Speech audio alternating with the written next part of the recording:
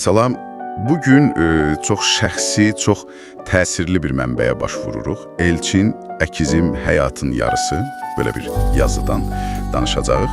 Bu, bilirsiniz, itirilmiş bir əkiz qardaşa həsr olunmuş xatirələrdir. Və bizim də məqsədimiz yəni bu mətndəki o təkrar olunmaz bağlılığı, itkinin dərinliyini, xatirələrin gücünü biraz anlamağa çalışmaqdır. Gəlin elə başlayaq. Elçin necə təsvir olunur? Deyilir ki, sakit təbiətli, dərin düşüncəli, güclü iradəli biri olub. Bəli, bu təsvirdə diqqətimi çəkən sadəcə xarakter cizgiləri deyil, həm də bu xüsusiyyətlərin başqaları üçün necə deyim, mayak rolunu oynamasıdır. Bu vurğulanır. Yəni insanın təkcə özü üçün yox, ətrafı üçün də nə qədər əhəmiyyətli olduğunu göstərir bu. Elə bir sakit bir gücün təsiri.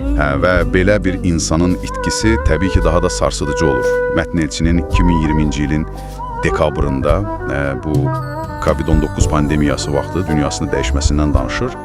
Zığda FNN modul tipli xəstəxanasında 18-ci palatada müalicə alıb, dekabrın 12-sində çox mübarizə aparsa da vəfat edib. Müəllifin yazdığı bir ifadə var, məni çox təsirləndirdi.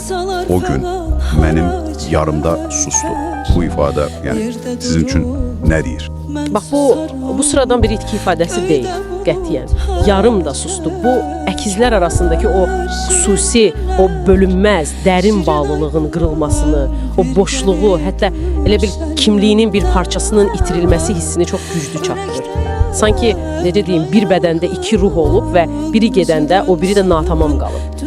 Daha geniş baxsaq, əlbəttə bu pandemiya dövrünün saysız-hesabsız faciələrindən biridir. Amma əkizlik kontekstində başqa cür səslənir. Bəli, məhz o əkizlik kontekstində bu itkinin unikallığı, o ağının xüsusiliyi önə çıxır. Düzdür. Müəllif həm də yazır ki, Elçinin səsi üçün, gülüşü üçün, hətta o təsəlli verən hər şey yaxşı olacaq deməsi üçün çox darıxır. Və xüsusi bir xatirə də var. Toyunda ilk səslənən mahnı yarpaqlar titrəsə, indi deyir o mahnı harda çalınırsa mənim içim titrəyir. Musiqi və yaddaş həmişə çox güclü bağ olub. Tamamilə doğrudur. Xatirələr çox vaxt elə musiqi kimi güclü duyğusal lövbərlərlə yadda qalır. Amma burada yarpaqlar titrəsə mahnısının seçimi də məncə təsadüfi deyil. Bu mahnının özündəki o lirika, o həzinlik, elə bil Elçinin təsvir edilən o həssas, dərin ruhu ilə bir rezonans yaradır. Musiqi burada təkcə keçmişə bir pəncərə deyil. Elə bil Elçinin özünün bir əksidir. Bəli, onun varlığının səsli bir əksinə çevrilir sanki. Çox təsirli bir detaldır. Mətnin davamında Elçinin yadigarı qızı Nilayqanda danışılır. Yazılır ki, o atasının adını yaşadır. Hətta müəllif deyir ki, Nilaya baxanda onun gözlərində, təbəssümündə Elçini görürəm. Bu, yəqin ki, irsin davam etməsinin bir göstəricisidir, elə deyilmi? Bəli, bu klassik mənada irsdir, davamlılıq simvoludur. Amma məncə burada başqa bir qat da var. Yəni, itirilmiş bir insanın dəyərləri, xüsusiyyətləri, hətta üz cizgiləri növbəti nəsildə yaşayanda bu təbii ki, təsəlli vericidir. Amma bəlkə də eyni zamanda o itkinin ağrısını da daim təzə saxlayır. Çünki hər baxışda həm o varlığı xatırlayırsan, həm də onun artıq olmadığını. Düz deyirsiniz.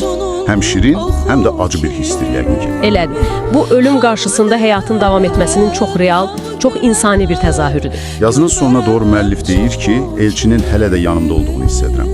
Əsl qardaşlığın bədənlə, yox ruhla bağlı olduğu fikrini vurğulayır. Bu da yəqin bir növ itki ilə barışmaq. Bəli, bu fiziki ayrılığın mənəvi bağlılığı bitirə bilmədiyi fikridir. İtkinin qəbulu, amma eyni zamanda sevginin, xatirələrin ölümsüzlüyünə bir inandır. Bilirsiniz, Elçinin hekayəsi fərdi bir kədər olsa da, əslində hamımızın yaşadığı və ya yaşaya biləcəyi universal duyğulara toxunur. Sevgi, itki, yaddaşın o qəribə gücü, insan bağlılığının dərinliyi. Beləliklə, bu mətn bizə əkizlər arasındakı o çox xüsusi bağdan, pandemiyanın şəxsi həyatlara vurduğu zərbələrdən, musiqinin xatirələri necə canlandırmasından, irsin necə yaşadığından bir çox mövzuya toxundu.